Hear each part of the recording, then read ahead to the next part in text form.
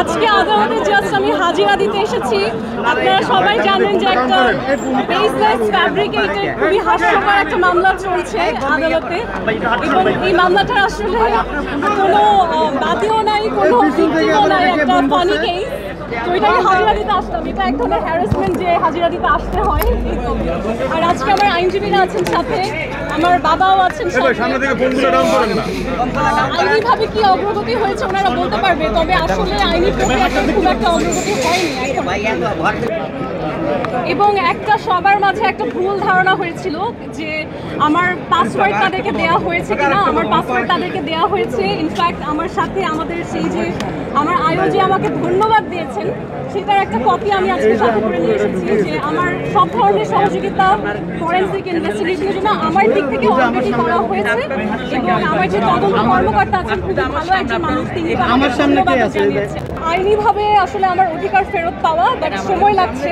এখন আপনারা সবাই বুঝতে পারেন, আমার মনে হয় যে বাংলাদেশের মানুষের এতটুকু বিবেকবোধ আছে যে এতদিনে তারা বুঝতে পারছে এটা একটা ভুয়া মামলা, তারপরও কেন আসলে আমার অধিকার অনুযায়ী জিনিসগুলো আমাকে দেওয়া হচ্ছে না, এটা একটু অকওয়ার্ড অ্যান্ড আনইউজুয়াল আমি বলবো। বাট আমার বিশ্বাস যে যেহেতু বিচার কার্যক্রম সামনে যাবে সময়ের সাথে, আমি আশা করছি যে ইনশাআল্লাহ ফেয়ার প্রসেসে আমার জিনিসপত্রগুলো আমি ফেরত পাবো। জীবনের সব আয়োজন এখানে একসাথে। তদন্তের ব্যাপারটা হচ্ছে যে 2 মাস আগেই হচ্ছে কোর্ট অর্ডার দিয়েছিল যে হচ্ছে যে তদন্ত করে যেন হচ্ছে ডিভাইসগুলো ফেরত দেওয়া হয়। 2 মাসে এখনো কোনো অগ্রগতি হয়নি।